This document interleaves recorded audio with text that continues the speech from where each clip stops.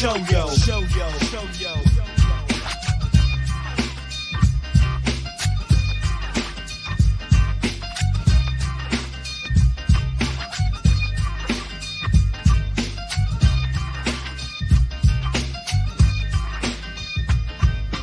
Yo, it's POS with Pat and Bobby.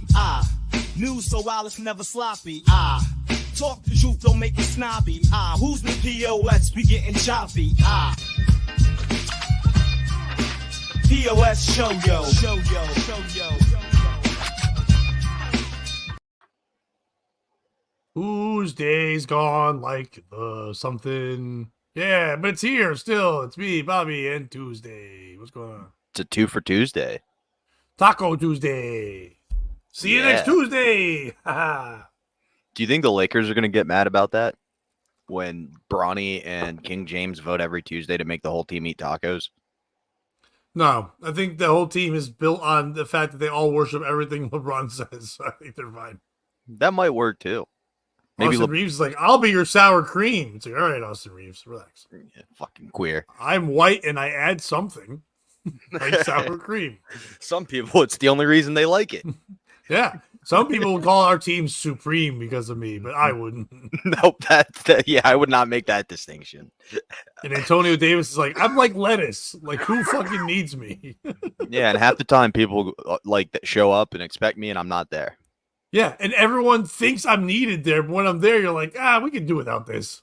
And Bobby orders his without lettuce.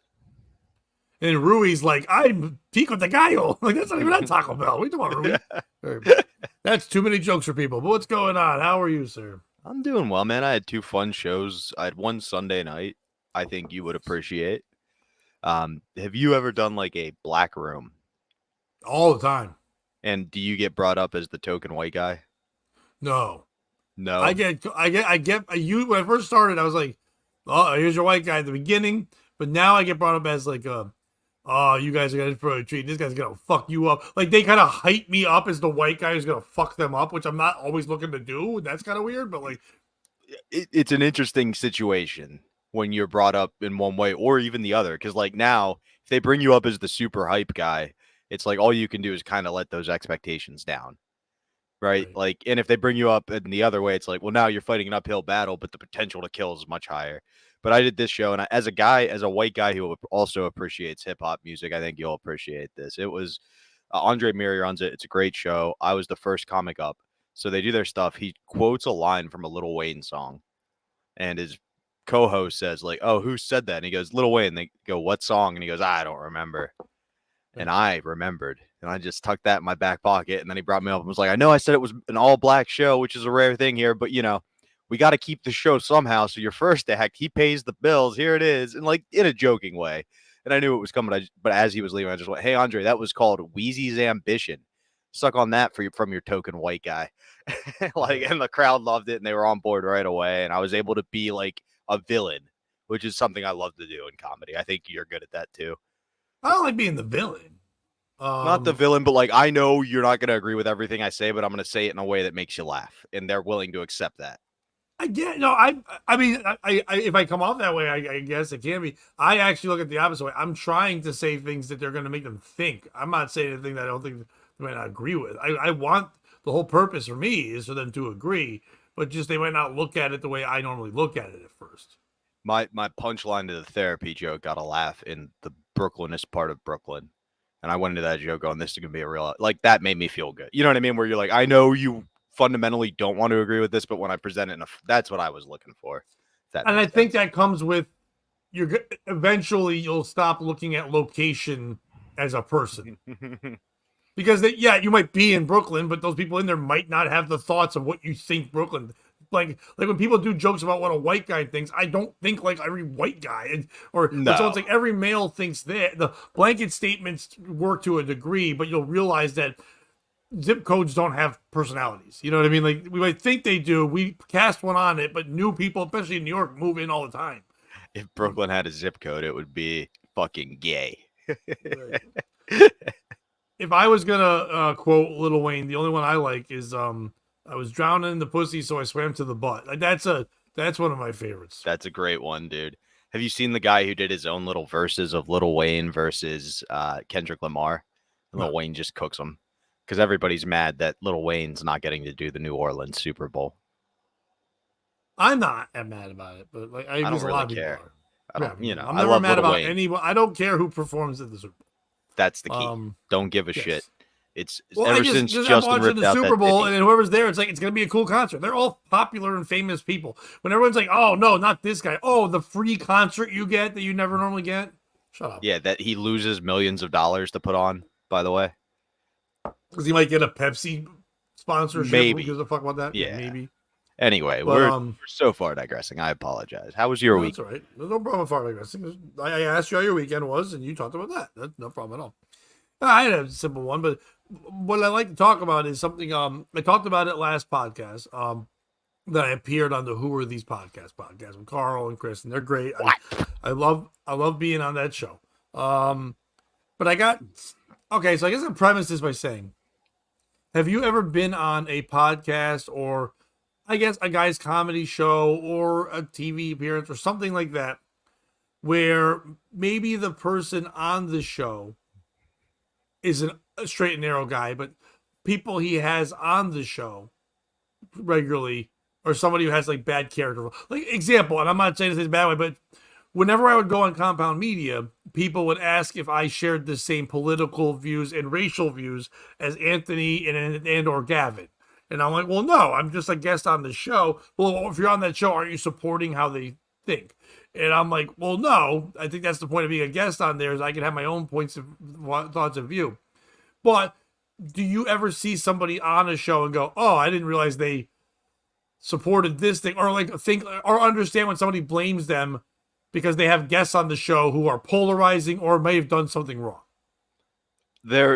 So the only time I do it is if the person involved has specifically hurt me.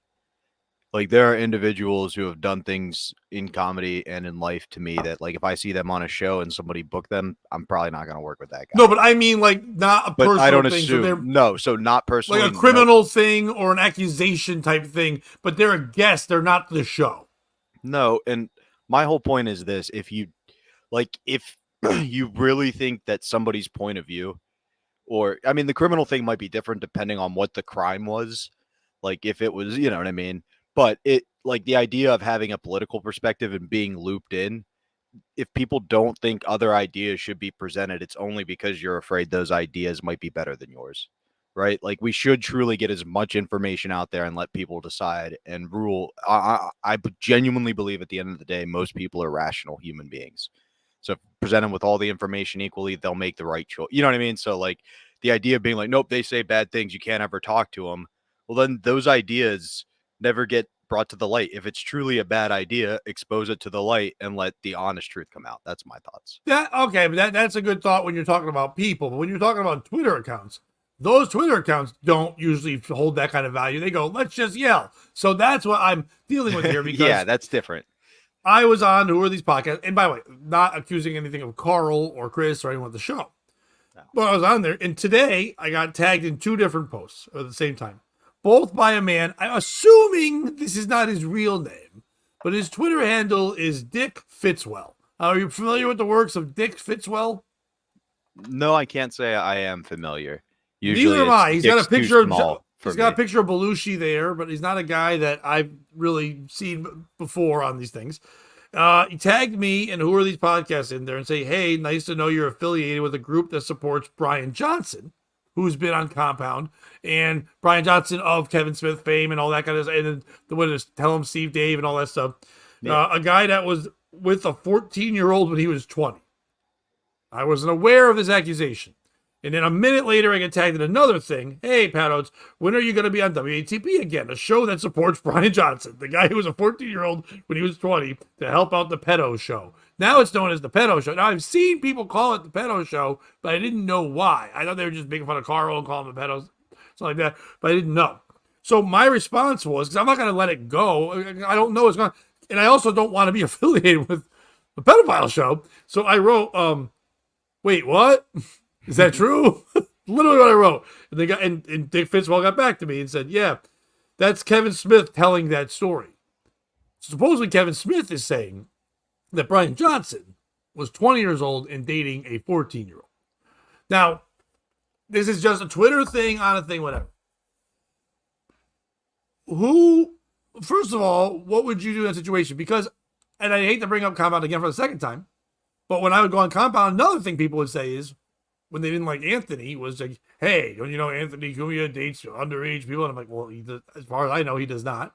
I don't think he's never been arrested or anything like that. People are saying things, but that's not. I don't believe that to be true. I think they were all of age. I know he went to a prom or something. I don't know, but I don't know all the stuff that was going on there. But at the same time, I don't know. But people were like, "Hey, you want to be affiliated with people that date underage people?" And no, I do not. But to be fair, but it's one thing to say to me, hey, do you want to be on a guy's show? Let's just say someone believed that Anthony was that. And they said, you want to be on a show like that? And I found that out. That's on me to go, am I going to be on a show hosted by a person that's been accused of that kind of thing? Yes or no, with my thoughts. If I either just go, hey, if it wasn't proven, then what's the point, or whatever. But when someone says to me, hey, do you want to be on a show that has a guest once in a while, like you're a guest once in a while, that might do this and that, is that on me and my responsibility? Because when I'm a guest on the show, that person's not on the show. It's like a morals question. You know what I mean? It's not real. It's more degrees of it than it is the person doing it. You know what I'm saying? Yeah. Was he a guest with you? No. So there's a level of separation involved. That's what I'm saying. Well. Now, I've been on a show with him before, and it was Cumia. And by the way, I've met Brian Johnson at one time. We spoke one time. Was nice enough to me. I know nothing about him, and I'm not trying to say I'm accusing him of this. This is a tweet that was sent, and I was tagged in. That's why I'm bringing it up. You know, so I guess what I'm going to say is, who is the piece of shit in this story? Is it Dick Fitzwell for pointing this out? He may have no proof or anything like that at all. He is saying that Kevin Smith said this. I'm not going to start Googling Kevin Smith, Brian Johnson pedophile story. That's not a thing I want in my phone. So therefore, I don't know how to find out if that's true or untrue. People in the comments, maybe like one of our ace reporters that we got there, like Terry or somebody, might know something and they want to add to the comments. Wonderful, great. But we're all taking it with a grain of salt, and we're not going to say that anyone is, we're all saying allegedly with everything that's being written and said here. Because it's not a thing. Not even allegedly, just hearsay. You know, at that point, because I don't believe Dick Fitzwell was there ever with the child and the adult in any way. So is it this guy for bringing this up, tagging me and tagging, because he's making a point of like, hey, do you want to, you know, he's asking about a morals question, but his name is Dick Fitzwell. So it is kind of hard to, no pun intended, to do that when you're using that name. You know what I mean? Yeah. Is it Carl? Or if Carl has been tagged in this as well, and I see he's called a pedo show before and not addressed it in any way. Should he address it? Does he have to address it? He is a public show. He's putting people out there, different guests all the time. And if he's having someone on like that, does he need to say like, hey, I don't want to be associated with this? Or does he need to reach out to other guests and going, hey, I don't know if this doesn't bother you, but this show gets associated with someone who's accused of the yay and nay, whatever. Does that make you feel weird? Does he have to do that? Is it me for seeing that? And to be honest with you, I don't approve of anything like that. But I will definitely go back on Carl's show because Carl's always treated me wonderfully. I have a good time on the show. I really like Carl and Chris and all them. And I'm not going to, that show is nothing but accusations all day. Them to Stuttering John calling him a this or that. Stuttering John calling Carl this and that. Shuley getting involved in it.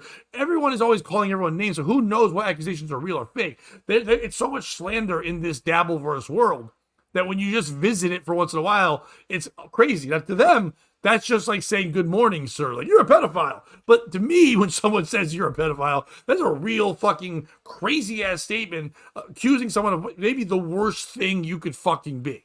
So, or is it just this Dabbleverse of a cesspool of anger and let's just constantly always accuse each other this and that, but hiding behind fake names? Because if I'm going to say, Bobby, you're a thief or something like that, and I'm not going to say anything else, even in joking form, because I don't want to Just it'll get clipped out of But, context. Yeah. Bobby, you're a thief or something like that, or whatever. Like everyone did it to Chad Zumach. You're a thief and stuff. But there was proof put out there. Now, should have been put out there? No. I mean, it's fucked up that you're putting someone's personal life. It should not be put out there. Absolutely not in this kind of world. There's no lines anymore. Everything's just madness.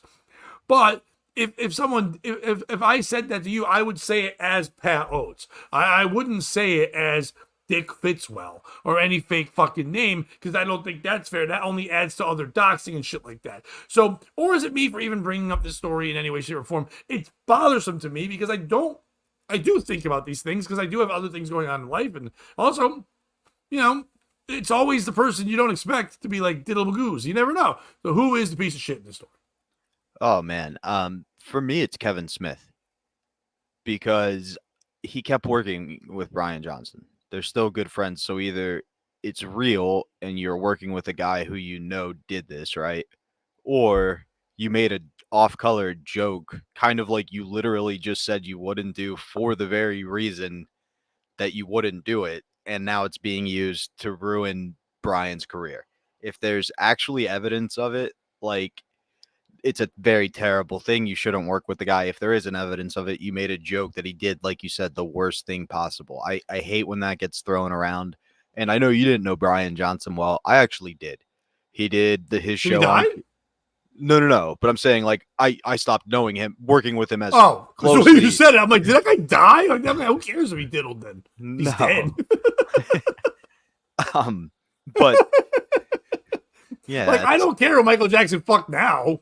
Yeah, it's the old MJ rule. Once you die, it's, divide up the money amongst when those they die, that they have can't been multiply. victimized. Isn't that the rule?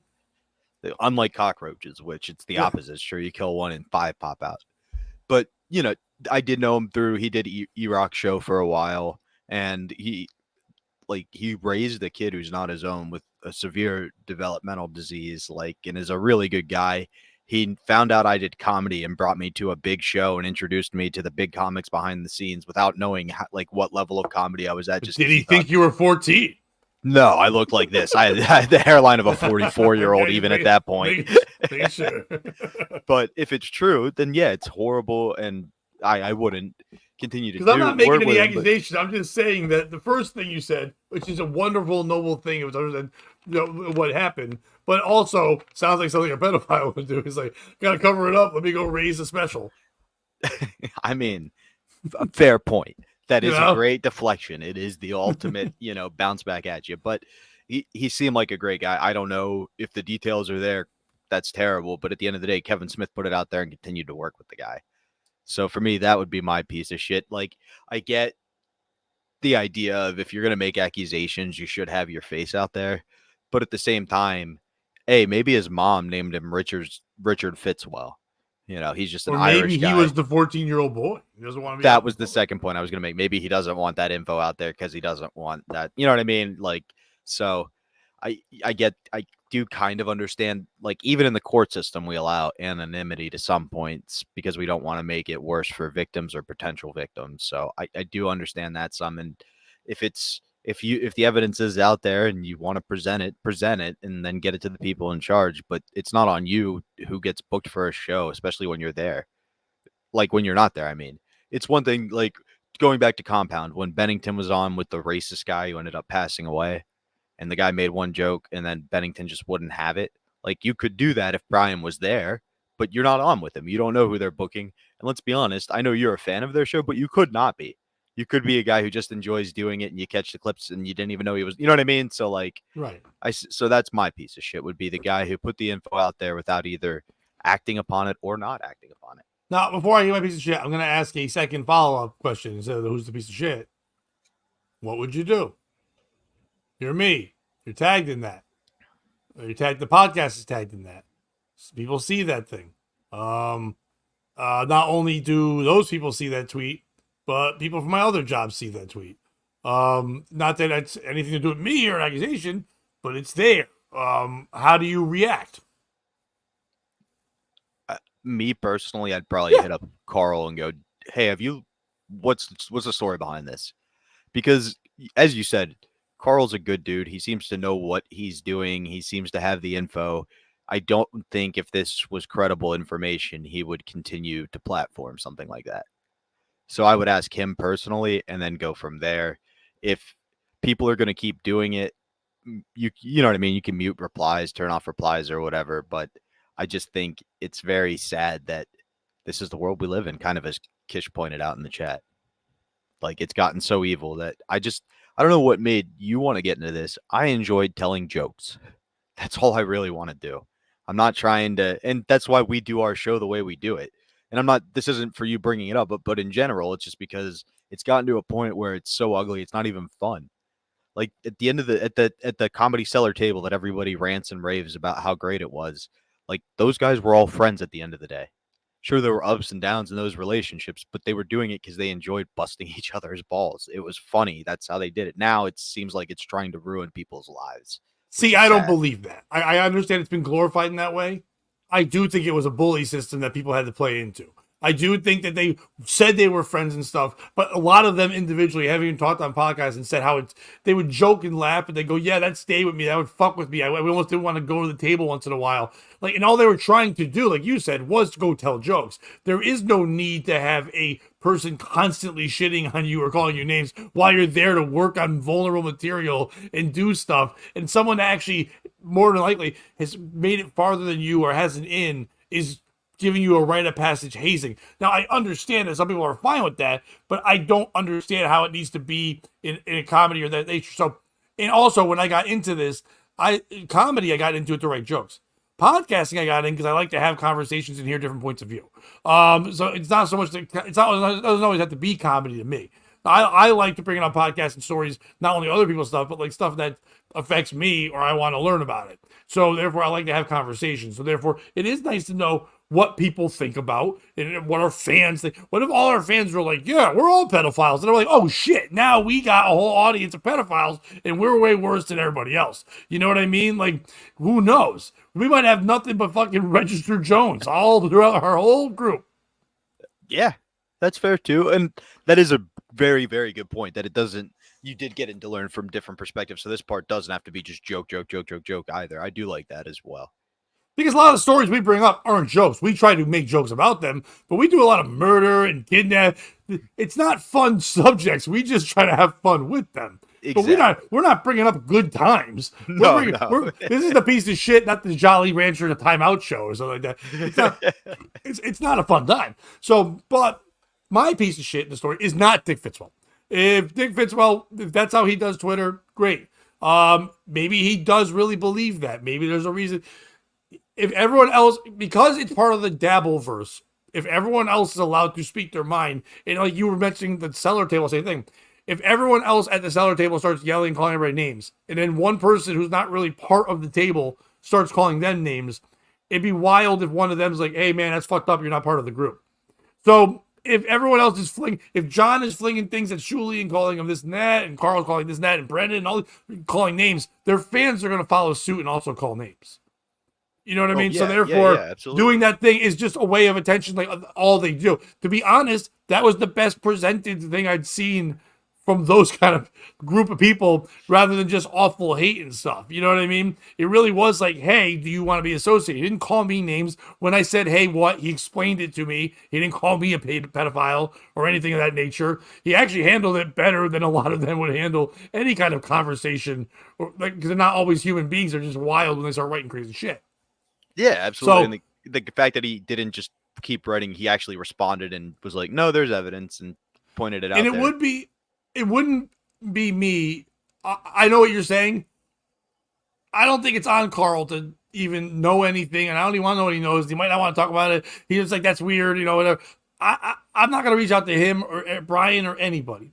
But to me, the piece of shit in the story, and not for any accusation, is Brian Johnson. Because if that was me and anyone even thought I might be a pedophile, my bio on every social media account would be like, hey, totally not a fucking pedophile, did not date a 14-year-old, Brian Johnson, tell him Steve Dave, and don't tell him the cops. That's what it would say on it. Leave me alone. I didn't do anything. It would say, it'd say Brian Johnson, tell him Steve Dave, comic books, I fuck adults. That's what it would say on Only it. That'd be my adults. bio. I fuck adults. Hashtag Adult fucking is what I do. In Brian's defense, do you not know? Is that possibly what the name of his podcast is about? It's I'm not a pedophile. Tell him, Steve and Dave. Yeah, please tell him, Steve, Dave. Steve, Dave, get in here. Let him know. The two 14-year-olds I kind of fucked. Please tell them. Allegedly. Tell them, Steve, Dave. The old Tate defense where you bring in the victims and have them scream at the judge till they drop the charges. Yeah. It's the old R. Kelly offense. It's like, do they look like they're covered in pee right now? It's like, well, they could have dried off. Like, oh, okay. That shit don't dry off. I would know. Ah, fuck, you got me. All right, so the comments are going a little crazy. I haven't really read any. I like how everyone else is more into Adventure Time in my T-shirt. And for Clownface asking, what do I know about it? What, like you're in a secret club, you retard? It's a fucking normal show. I watched it with my kids when they were little, and I enjoy it. It's one of my favorite cartoons. I think from that era, that one in Mordecai and Rigby are like regular show. My favorite. Yeah, the regular show. It's two of my favorite duos of fucking comedy at that time. It was like a modern day Beavis and Butthead at that time, and I fucking love that goddamn show. Anytime anyone has pancakes, I sing "Making Pancakes" non-fucking stop all the time. One of my favorite things. The Ice King is fantastic, Uncle Jack. It's a great show, and that's why I'm wearing the shirt. And I actually wore this on stage for one of my one of my days for the recording the album. Yeah, I wore this on stage. I love the shirt. So I gotta be honest, I'm just so happy. I didn't see your shirt because you were sitting like this when the comment came on, and I couldn't quite see it. So I was like, tell me they weren't all pedophiles. I enjoyed that show. Oh, God damn it. Okay. That's what I was like, motherfucker, what are we talking about? And Brian Johnson does look like the Ice King. He does. He does. So does Kish. You kind of could be Finn's dad. Kind of could be. Kind of. Making bacon pancakes. So, all right. But that's all allegedly, by the way. So if anyone's like, Pat's calling on, just saw a tweet. I appreciate Dick Fitzwell for fucking bringing out the news. No one else seems to be jumping in anything. Everybody's just saying boys. Someone said agreed to Uncle Jack, but I don't know Uncle Jack said at the beginning. He said there's no level to the darkness of humor. The darker, the better. Yeah. And then that's what it is. And I don't mind tipping my toes in that water once in a while, but I don't like swimming in it. You know what I mean? Yeah, absolutely. I know some people like just being in, like what's his name, like who just left and retired from fucking the Delaware as their ski mask. That guy was fucking a buoy. He wasn't getting out of the fucking water, and now he's going back to working the oil rigs in the water, I guess. But I guess. Can I tell you my favorite thing on his whole meltdown? He said was, I was on stage recently. I was like, it's about goddamn time. Go tell jokes. That's why we all wanted to do this. I don't know if you've seen him do that. He shouldn't not. Okay. But it's been a while. Yeah, but I also my favorite thing of all that when they were writing and that stuff is that he was handing off the show, the rights to his YouTube channel to Jim, and then Jim, I guess, was like, I'm gonna share it with Stevie. So then Steve S got mad at that and took the rights away and is now giving it to Joey C. The rights to Ski Mask YouTube channel, which I don't know anyone cares about the rights for that. But I did write in a comment on that on one of Franklin Scheckler's YouTube page when he shared the video. That's how I learned about it. I wrote underneath, someone should take the mask, make a puppet out of it, and that puppet should get drunk on MLC. And I was like, that's a great idea. That's brilliant. And then someone else, I think Marshall, wrote underneath, I think it was Marshall Beaupre, he wrote, Jim Stansel hates puppets, so I second this idea. That's amazing. So good. So, but what do you got going on? Story-wise, I'll give you a choice. Do you want to hear about a rapper going to prison? Or the new reason why women are rough? I found somebody who might be more angry with women than me. And go with the angry women. Especially it was Andrew Tate. It's not Andrew Tate, unfortunately. Oh. This article, Pat, is called, Does the New 666 Rule Confirm that Women Are Actually the Devil? Probably. The new 666 rule? Yeah, are you familiar? Satan came up with new rules? No, but women did. His best army. The best tool in his tool belt. XX chromosomes. So does the new 666 rule confirm women are the devil, Pat? Probably. Welcome to the dystopian world of modern dating, where the 666 rule reigns supreme. And no, we're not talking about summoning Satan, though you might need his help to meet these expectations. The 666 rule stands for 6 feet tall, 6-figure income, and 6-pack abs. Oh, okay. That's not terrible. Apparently, the holy trinity of what women want in a man. Because why bother with love or personality when you can just treat men like collectible action figures, right? That said, perhaps higher level thinking like that confuses their silly girl brains. Let's break it down, shall we? 6 feet tall. First off, let's address the height. Apparently, anything below 6 feet might as well be a deal breaker. 5'11"? Sorry, Napoleon. Even if you've got the charm of James Bond and the intelligence of Albert Einstein, you're not grazing the clouds. You're just not tall enough for this ride. In reality, these ladies are out here treating men like human giraffes, missing out on perfectly fine guys because they don't fit the criteria of a basketball player. And we better not dare comment on how these women look or face a tsunami of backlash. All I'll say is this: if you want to date an NBA center type, don't look like an NFL center. 6-figure income. Next, the 6-figure income, because who cares if the man is kind, emotionally available, or dare I say, happy? If he's not making at least $100K a year, forget it. Love? Nope. We're looking for a personal ATM here, ladies. Ah, feminism. The audacity of the average Joe making a decent living should even bother trying with these women. You better start selling organs on the black market if you want to impress these women. Never mind the fact that most people aren't earning 6 figures unless they're either selling tech, stocks, or their soul. It's like the old saying goes, Pat. Money can't buy happiness, but it can buy you some pussy. Lastly, let's talk about abs, because apparently the only thing more important than financial stability is whether or not you can grate cheese on a man's stomach. That little bit of pudge, forget about it. If he's not ripped to shreds, how dare he even think about dating anyone? Even if he's the type of guy who would get up at 2 a.m. to bring you soup when you're sick, if he doesn't look like he's stepping off the cover of Men's Health, you better forget it.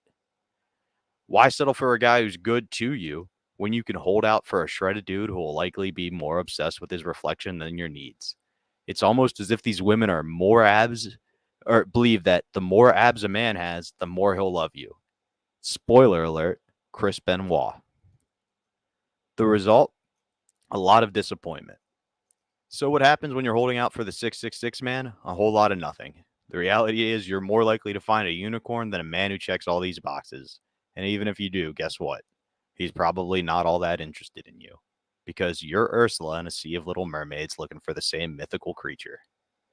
That, or your Prince Charming already has a Prince Charming. The real result? Men get frustrated, women get lonely, and everyone ends up wondering why they can't find anyone. Could it be because we're treating people like products at a luxury good auctions? Maybe. And don't get me started on these men who actually buy into this nonsense and think that if they don't meet this ridiculous criteria, they'll die alone. Newsflash, fellas. You're doing fine, and these bitches ain't shit but hoes and tricks. So who is the piece of POS in our story, Pat? Is it the women? I know it seems obvious, but it does feel a lot like do as I say, not as I do. Hey, hot Cheetos breath, if you want to eat at the healthy table, you need to bring something to it. That's why Roseanne was with Tom Arnold, not Tom Brady. On the other hand, is it the men? Who doesn't like a challenge? If you shoot yourself down, you're making their job easy. It's just like my pop said with sports. Don't cut yourself. Make the coach cut you. And finally, is it the author of this story? It feels like he's just a trapped, closeted homosexual. We'll throw it to you first, my man. It's men. Any man that fucking gives a shit about this, because like who cares? It's not all women. It's just fucking grow up. Like, oh, there's a woman. I don't want to date fat women. Some people do. It's like I know you were saying the article was saying like, doesn't it matter how they treat you to an extent, but I think the older you get, the more you start learning how to treat yourself, the less you care if someone's going to bring that to the table. You want them to be good and share morals that you have and things like that nature, and also be nice and cordial to you. You want that, but you shouldn't like sacrifice being attracted to them for their personality. The reason why they're so nice is because they're so gross. They've got to step it up. Like I've always said, the worst thing ever is like a mean handicapped person. Like, how the fuck are you in a wheelchair and an asshole? Like I barely want to talk to you anyway. Now you're a dickhead. Fuck this. You're a creature. I'm not gonna fucking talk to you if you're mean about big fat lady who has attitude. Hit the streets, bitch. Nobody wants that at all. So if a woman wants a fucking 6 foot guy with abs, and she can draw so she can want it all she wants. I want $1 million. Doesn't mean I'm gonna get it, but you still could want the thing. It's what she desires and wants, and that's fine. But she might not find it, but maybe she'll find something close. Maybe she'll find 4 abs and 5'10". Who knows? Maybe she's happy with that. It's close enough, but no cigar, because maybe she's not a tree either. Now, if you want to say like, well, they're being hypocritical, everyone's hypocritical. That's what life is, being hypocritical. I like this, treat me like this, but by the way, I'm going to be fucking sneaky and whatever. That's life. That's what we do. You know what I mean? So it doesn't really fucking matter. If you're a woman and you want that shit, go get your shit. But you might not be able to get it because a guy who's got 6-pack abs and 6 feet tall and 6 figures and all that is going to be picky too, because he's obviously already someone who's so into himself and in developing himself and making himself the best he can be, except for the height. The abs and the money come usually from hard work. You know what I mean? Some genetics, the money might come from somewhere else, but 9 times out of 10, it comes from some sort of hard work. Now, the height doesn't, but everything else does. But you show me one of those women that want those 3 things, and if the guy's 5'7", makes 6 figures, and also fucking, has 6-pack abs, they're going to be okay with 5'7". That, you know what I mean? Like, that, I think the height kind of fluctuates. It's any guy who gives a fuck about that, because that woman that wants that, and if you're not that, it's not going to click with you. She might be hot. You might want to fuck her once or see her naked, but it's not going to click. The way she looks at life is not what you're going to want, and it's going to be a fucking headache. In the words of Richard Gere, when he said one time, I think it was Richard Gere, it might not have been, I thought it was him, and it's not, take a gerbil on my ass. Yeah, my asshole. Yeah, it's like, show me a supermodel, and it's newly single, and I'll show you a guy who's so happy you're rid of that bitch. You know what I mean? Like, it's, the hotter they are, the harder they are to deal with sometimes anyway. So fucking grow up. Who gives a fuck? If they want to make a 666 rule, good. Take the Satan number back. I'm kind of happy it's not for Satan. When you said that, I'm like, we're doing devil shit? Take it back. That's fine. You can have that. Give us the rainbow back. You can have the devil numbers. I don't even know how that works, but yeah, it's fucking men. For me, it's not just men. It's specifically the author of the story, Horcrux with a W. And it's not because he posted this in a Harry Potter forum that was about how to play the game. It's because he assumed that most men think this way. Somebody made fun of Dylan Sprouse once. He was like, "You're 5 foot." And he's like, "Yeah, I'm not when I'm standing on my wallet." It's like, if you allow these parameters to define who you are, then yeah, you're going to be a miserable piece of shit. He probably still is. I mean, I know it's a fun thing to say, but his wallet is not 2 feet tall. He's still a midget. This was pre-Disney money going away. But you get my point. Like, if you let these parameters, it's the same thing you were saying. But I feel like the guy who wrote this was a real incel. Wait, is that Zach and Cody? Yeah. It was if a you sweet had a life. bingo card and it was Bobby going to quote one of the fucking Sweet Life on Deck people, you win. Yeah. We'll send you a t-shirt. By the way, if you want to know who's a pedophile, how about the 49-year-old guy who goes, "Wait a minute, is that Zach and Cody from Sweet Life?" That's bad that you knew that. Wearing the Adventure Time shirt. Lock me up, throw away the cage. Driving a van. Next. I'm P. Diddles. But yeah, it seems like this dude let those parameters define him. And it's like, oh yeah, cool. Just overcome things like we always do. Always overcome, never undercome. I think that's the way it works. Who's Quad? Oh, that Quad guy? I don't care. All right. I guess we'll have to just talk about the story that everybody is talking about, because we have to, because you have to sometimes make a thumbnail so people look at your show. I get that. Do you want Puff Daddy how he pled, or you want Puff Daddy what he's more accusations? I say we go chronologically. So how he pled, followed by the following accusations. And I think it's the other way around.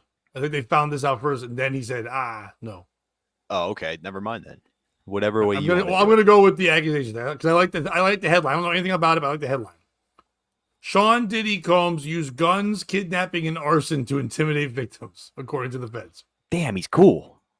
Sean Diddy Combs carried guns to intimidate and threaten his victims and those who witnessed his depraved abuse, a sex trafficking indictment against the hip-hop mogul alleged Tuesday. The music producer, 54, which I didn't realize he was that old, is accused of brandishing the firearms while overseeing a criminal empire that allowed him to coerce and abuse a slew of women for more than a decade, according to the indictment unsealed a Manhattan federal court. Boy, is that not my point right there, Pat. P. Diddy is not 6 feet tall, but he didn't let that stop him. He just amassed guns and threatened witnesses until he had his own empire full of bitches. He's like, hey, Dylan Sprouse, hold my beer. I'm going to stand on these guns. When you think he said beer, or do you think he said, hey, Dylan, hold something else? Hold my dick. When the feds raided his Miami and Los Angeles mansions roughly 6 months ago as part of the long-running probe, they seized 3 AR-15s with the face serial numbers, as well as other guns, ammunition, and a drum magazine, the filing alleges. Combs, who had been hit with sex trafficking and racketeering charges, also had his security staff carry weapons as he and his associates wielded his power and prestige to intimidate, threaten, and lure women into his orbit, the court papers say. The fallen rapper would then allegedly choke, hit, and kick the women, causing injuries that could take sometimes weeks to heal. I like that matters. Like, I don't care how long it took to heal. Don't hit him. That just took a day. It's fine. What was it that he was incapacitating them, so they like had to stay with him? Like they couldn't run away. Like, is that what they're saying in there? Because I don't know, but terrifying. It sounds like that even if they could run away, he had these guns. Even if they had the ability to flee, he's like, oh, remember this part where I can shoot you? Combs' staff sometimes witnessed his violence towards victims or saw their injuries but did nothing to intervene, the court papers say. He and his associates, dubbed the Combs Enterprise, would often try to stop victims from leaving his home or hotel rooms in the wake of the alleged attacks, prosecutors said. They would force the women to remain in hiding for days at a time to keep their injuries hidden in the public, according to the indictment. In the instances where the women did manage to leave, Combs would have his associates track them down, the complaint states. They also attempted to bribe and pressure his victims into silence or would feed them a false narrative of events in order to conceal Combs' crime as threats of charges loomed, court papers say. Charges come after Combs was hit with several lawsuits over the past year by victims who allege he subjected them to physical or sexual abuse during the heights of his fame as a producer in the 90s and 2000s. His former girlfriend, Cassie Ventura, was the first to publicly accuse him of a years-long pattern of domestic and sexual violence when she filed a federal lawsuit against him in November.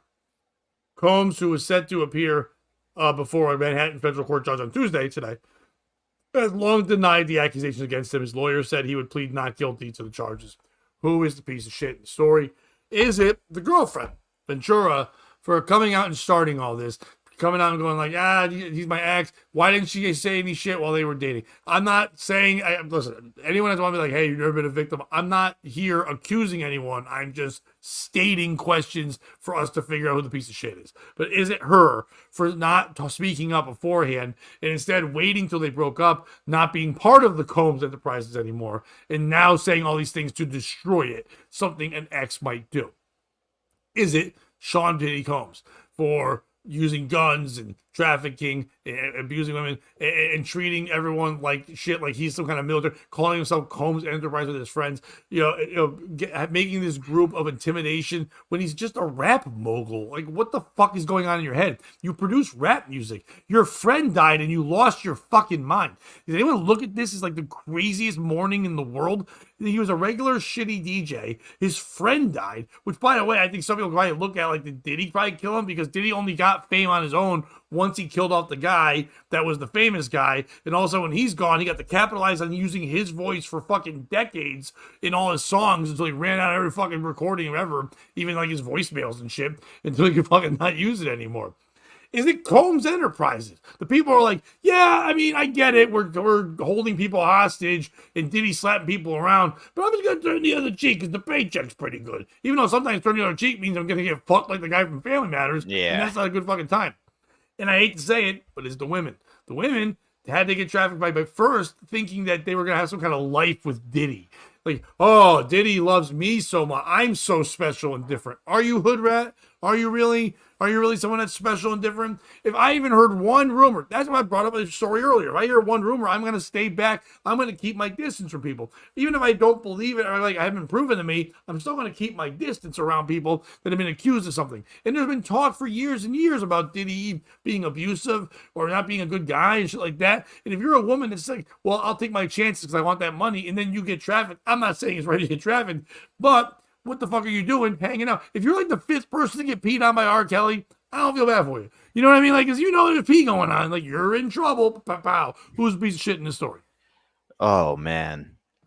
For me, first thing I got to address is the theory that his friend dying is what sent him down this path.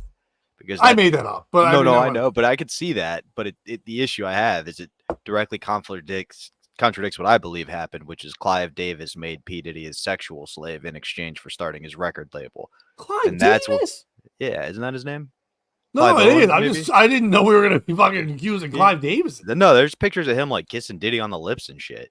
It's fucking nuts. He likes his clients. Yeah, likes him too much and then taught Diddy that practice and it led to the downfall. That's what people are saying, and Biggie wouldn't do, and that's why he shot him. Anyway, for me, the piece of shit in this story is P. Diddy. You're famous. You can't just collect women like like the other story said, like action figures. Like, you should like women because of their minds as well as their bodies. Their bodies should attract you, but it should be like you like them on the inside. If they don't like you, trying to make them change that changes the mind part, which you like, which fucks up the whole situation. Like, you should not, like, you're looking at it like a pimp with hoes. That leads to issues. So for me, it's Puff Daddy. You've already been famous. Like, you're a pimp of music. You don't need to be a pimp of women as well. And if you're going to do that, you should do it through like financial manipulation, not AKs and ARs and sending out blood trackers like it's fucking Old Red and a gay Blake Shelton song. I was first going to say the piece of shit in this story was Puff Daddy's mom, because she raised a boy that doesn't know how to like hear the word no, and he thinks he can do whatever he wants. And I thought that was a parental thing. The more I think about it, to act the way he acts, to be superficial and try to look like he's a tough guy when he's not that big. He had to like work out to try to get bigger, but he wasn't really a big, strong guy. He was a tiny little bitch at the beginning. The flashiness of all those the videos with the More Money, More Problems and everything like that. That was just like, I'm trying to be bigger than life type music, and that because obviously it's compensating for something. But then I thought about it more, and my piece of shit in the story is Mace. Mace is the piece of shit in the story because Mace was his right-hand man, his guy who was a protege and stuff like that. And then Mace found God. When Mace found God, Mace became a very bad rapper, but also walked away from P. Diddy and all that kind of stuff. Now, P. Diddy might have already seen that there was a writing on the wall and this isn't a great guy. But if he's a man of the cloth and like that, he should have been there to like call this out, to stop this man. You know, he got all his money and his problems from P. Diddy, and he should have been there. He did a little fucking dance moves. He got his own album out of it. He got to do his little mumbled rapping. He was the first mumble rapper. The stupid little cheeks like he had Novocaine in him. Mace, who was actually a thing that women should use to defend themselves from P. Diddy, should have been the thing there. The women needed Mace, not only the spray, but the guy, to defend them from P. Diddy and all his crazy shit. So Mace is the piece of shit for not being a savior and a hero and making P. Diddy go away and then becoming a big rapper again. I might listen to Christian rap if he took out and beat up P. Diddy first, saved women, and then rapped. I'm like, you know what? I'm listening. Isn't there... So I believe he did go out and make a bunch of accusations when he walked away about Diddy, and everybody was. He kind of talked about it, but not these kind of accusations. Detail? He kind of just talked about like money shit, stealing money and contracts, but didn't get into the details of the sexual stuff. But then again, may not have seen that stuff, but never really harped on it more and more. That should have been something he continued to do. You know what I mean? Because he was the only person at the time. When he did walk away, he was a very popular artist. Enough Absolutely. Where he could have said something. He started falling down. I'm sure Diddy helped make sure his name fell out of whatever, and he couldn't do it. Because it's kind of crazy that like he had hit songs. You could have attached more shit to that guy. Easy for someone else to pick him up. Probably couldn't, because all the things we hear about, even though these accusations we're talking about right now aren't against the men, but still it's what the women thinks. But at the same time, you know, you had the platform, enough people paid attention to you. You're one of the few people that couldn't be threatened by guns and things because you're too in the spotlight at that moment. Now, the story I always heard, now this could have been like urban legend, was so he came out, he said the stuff about Diddy, was like, I got more, I'm going to say more. And at the same time, he had a beef with Ghostface, right? And Diddy leaked his location to Ghostface, and then Ghostface broke his jaw. And that's where we get the iconic Kanye line of, if you could feel how my face felt, you would know how Mace felt. Right. And yes, and I understand that. Even with a broken face, I'd still go, yeah, my face sucks. Sorry, Ghostface, for the thing I did to you. But P. Diddy's still a fucking He's abusive piece of shit. raping women. Yeah. Help. Yeah, all right, that's fair too. Good point. I didn't think about it that way. Kanye put out a whole album. He's been around the world. Aye. He likes raping ladies. Like, he could have said that. I don't know it. I don't know why. Bad boys, more like sad boys, because he's raping them all. Rape boy. What you gonna do? do? What you gonna do when you're covered in my goo? Fair point. All right. One more? Yeah, why not? Because of P. Diddy and the news we were going to cover probably next with him and what happened next, this news got covered up. Now, Pet, are you familiar with rap artist Wee Longwell? No. Which is an amazing it sounds name. like a 1930s football guy. Pee Wee Longway around the odds, and he got a touchdown skidoo. It's such a fun name. This one is called Pee Wee Longway and the $280 million oopsie. With sexual deviant and real-life supervillain P. Diddy arrested at his indictment in New York City over the weekend, the Atlanta bust of over $280 million in drugs that led to the arrest of Pee Wee Longway could have flown under the radar. Unlike a $280 million drug operation, which I doubt flew under anyone's radar, particularly the CIA, who kind of has a monopoly on that thing. Pee Wee Longway, a man who made his name in the Atlanta rap scene, is now starring in what looks to be like the next step in the Law and Order franchise, the Atlanta rap scene. Hit it. I did. I was trying to stop. I just did a quick one. No, I heard the momentum. Sorry. Oh, no, I loved it. And no, this isn't some metaphor for hustling harder. This is literal. The feds busted down doors in Columbus, Georgia, with Longway caught smack dab in the middle of a $280 million drug operation. Welcome to Operation Sweet Silence, where the only thing silent was probably Longway's reaction when he saw those flashing lights. The name of the operation's fitting because sweet silence is what the residents of Columbus, Georgia call it whenever Pee Wee's music is turned off. Now, you know it's bad when authorities bring out 250 agents just for one raid. It's like trying to swat a fly with a sledgehammer. But hey, when there's fentanyl, cocaine, heroin, and enough marijuana to make Cheech and Chong movie look like a kindergarten show, the feds aren't messing around. We're talking 55,000 pounds of weed, a nagel-sized proportion. Sheriff Greg Countryman, whose name could not sound more made up if I tried to put on a tough guy act yesterday, saying if your name wasn't caught yesterday, don't relax, we are coming for you. And while we're not entirely sure what role Longway played in all of this, his fans have taken to social media with cries of support. Pee Wee doesn't talk to the fans, one fan boldly declared. On the bright side, this whole bust was like a Christmas for authorities.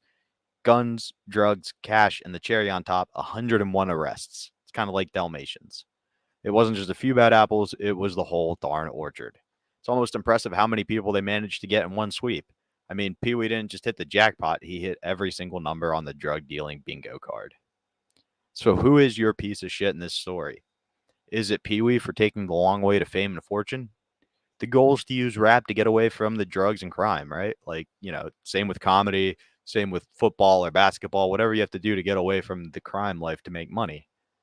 But at the same time, that said, the idea of using band tours and drug jailing to supplement it is obviously nothing new. Whether it's the Grateful Dead being assembled and by and distributing LSD for the CIA, or Bon Jovi funding his tour by dealing drugs along the way, the idea of boosting your music with drugs is a long-standing idea within the business. Is it the DA in Atlanta? I'm all for getting fentanyl and murderers off the streets, but where does the First Amendment stop? Just because I say something in a rap song or a joke, it should not count as a confession and evidence against me or my true beliefs. Is it the rappers who still choose to live in Georgia? This cunt DA clearly has a vendetta against your genre and the culture. If you want to keep committing crimes, you have to go to Florida. It's not that far, and they fucking love crime there. Who's your piece of shit, Pat? It's anyone that believes rap lyrics, jokes, anything like that, where they think they now can use it as like court of law. It's a ridiculous. Now there could be truth in that. Like, okay, I've made the joke before, but what's his name who wrote Saw? when he wrote Saw before it got picked up or sent to anybody, he probably had a notebook of all that shit written in it. If someone just found that notebook, they'd be like, "Lock this fucker up." But now 1,000,000%. he's known as, but now it's known as one of the most popular franchise of horror films of all times. The people who think about those things, yes, maybe they are sick. Maybe they are using that way to put it out there and not do those things instead. The same way who's someone who writes, remember the girl with the dragon tattoo? And the big thing about that movie, the book was a very hard book to read. But when the movie came out, everyone's like, dude, the fucking rape scene. Jesus fucking Christ. How long is that rape scene? What the fuck? But people watched that movie and read that book, and the guy made millions of dollars. But that guy wrote a very detailed rape scene. It's like, does that person feel that way? Maybe. Maybe not, but you can't accuse them of something because they wrote something. If a rapper is saying something in there, you can dig into their details and look for things, but you can't make accusations just based on the words that they said. The same way when a comedian goes up and says crazy, how many comics do we know go up there and make jokes about being a pedophile or like forcing a woman to do something or having incest or weird Something shit? like that. You're going for a laugh. It doesn't mean all of a sudden you can now accuse them of things because it's in the form of entertainment. It might not be entertaining, but you can't just accuse of that kind of thing. And to chase after people, whenever I see anyone chasing after someone for the words they've said and not the actions they do, I look right back at them. The finger points back at you. It's like, what the fuck are you doing? Because for you to think that way, it's like 1 million. right away they're in their heads. They're thinking, well, of course that person really means it because whenever I say homophobic things, I'm really gay or that kind of fucking shit. So anyone who ever fucking buys into, especially rap lyrics nowadays, because all they're trying to do is like flow on flow on flow. Back in the day, when someone was like a Slick Rick or somebody was telling you his story, he was basically committing, telling you about a crime, but he was taking his time doing it. But nowadays, when everyone's just trying to say word on word, layer on layer, because everyone in the world on YouTube is just breaking down every lyric, they're trying to say a thing to a thing to a thing to a thing. Eminem would be in jail for 400 years if he's just accused of all the things he said he would do to his ex-wife and to his fucking mother and to his fucking family and other people. It'd be insane. It's wild that we would even go that way. Heavy metal people, a lot of kind of stuff, the shit they talk about would be in jail for all times. So to pick and choose, either arrest everyone and take away freedom of speech, or shut the fuck up and go do your job, get detectives, and prove a thing if you think it. But good luck trying to get a warrant to figure anything out based on rap lyrics. I agree with you. I don't think we should take away freedom of speech. Obviously, I think we should. No, I'm not saying that. I'm saying if you're gonna go that route, then fucking you're the idiot who doesn't want out. No, you make a brilliant. Without freedom of speech, we couldn't do this show. No, and even with freedom of speech, we're having a hard time. We probably shouldn't do this show. Yeah, exactly. But no, I'm with you 100%. The issue I have is the guys who are doing the crimes and then recording them in their songs. Like, if you live in Atlanta and Georgia, the whole state, if you're committing crimes, don't talk about it in your songs because they're investigating it right now. Move somewhere else. The counterexample is Afro Man. Do you remember that story that was in the news about a year ago where they broke down his gate because of some rap lyrics? He's like, I don't commit crimes. I just rap about them. And it's like, oh, okay, fair. You know what I mean? So like either you commit the crimes and you go somewhere else. They did find the most weed of all time. Did they really? Yeah, like there was so much weed they thought he was dealing. But not any of the But he did have a license to distribute a little bit. So but they did find not what they were looking for, but he wasn't being super legal. Okay, so fair enough. But you get my guarantee point. if you investigate all rappers, you're gonna find things that are wrong, just probably not the thing you're looking for. But find it first before going to court with it. Exactly, and that's where I stand as well. I don't think they get a warrant to look for it based on rap. That's the problem. Maybe more so the piece of shit is the judges who allow anyone to search or anyone that signs paperwork based on rap lyrics to investigate something. That's a very, very solid point. Because if you go with all writings, then Eli Roth should be locked up forever, like Hostel and shit like that too. Movies like that is insane that you could just write that stuff. Oh, absolutely. Like Mark Random, if he leaves his joke book somewhere, people are going to think it's a manifesto. It's very funny. It I love Mark. It's a manifesto. Mark's Mark had to be told he was a comic. Mark was just doing TED Talks for the rape. Dude, that should be his next album. I'm gonna call him right after this.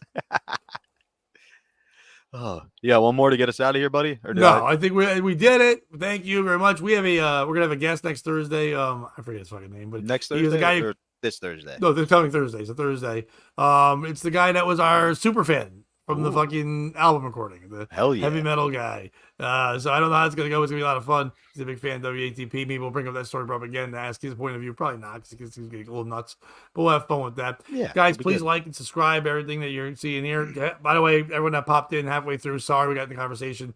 Jake Hudson, nice to see you. By the way, Jake, I did see it. Didn't say anything. Thank you last week for your shout out short that you put up saying you like the Pato Joe, whatever, or piece of shit, whatever we call ourselves. Thank you for doing that. I don't know where that comes from, but I appreciate you doing that. Thanks, Thank man. you to everybody that was in the chat today. Really cool. A lot of you guys helped out at the beginning to jump in and stuff. Anyone that's watching and not commenting, also thank you for being you. All that kind of fun things. I've got a show this Friday in Derby at Twisted Vine. If you want to contact that show, hit me up. I'll let you know a ticket link, stuff like that. If you are in Connecticut and just putz around looking for festivals and fairs and things, out with PLR from 12 to 2 on Sunday. I'll be in Guilford at the Guilford Fair. If you're going to go there, pop by to the PLR tent. Come say hello. Bobby, you got anything to promote? Nope. Do everything Pat said. Go see Pat shows. If you want to see me, I'll be around PA the next couple of weeks. Hit me up if you live in that area. Otherwise, thank you for tuning in. Dominic, I'm nominating you for the Husey Award today. That made me giggle out loud. And Pat, if you can't join him, beat him. Before we do that, I can't leave this alone. I shouldn't have looked, but I saw one more comment, and it's our friend ZZ. And he has a fun question. Does anyone think about what happened after the very first toilet got clogged? No plungers. Plumbers didn't exist. What the hell did they do? I think that's something you should all ponder.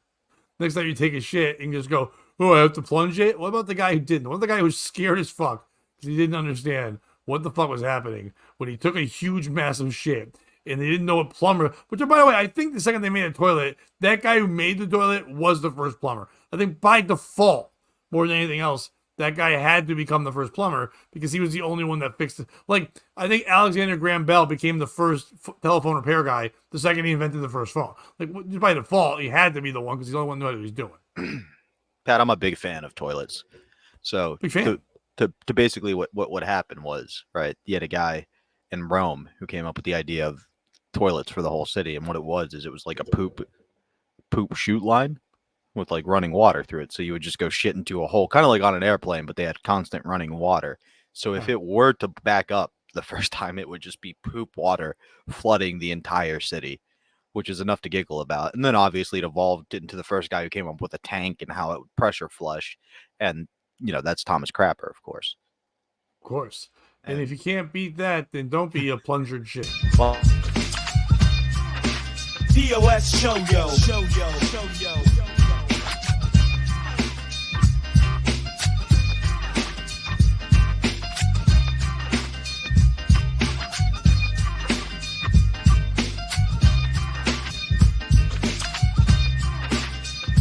show yo.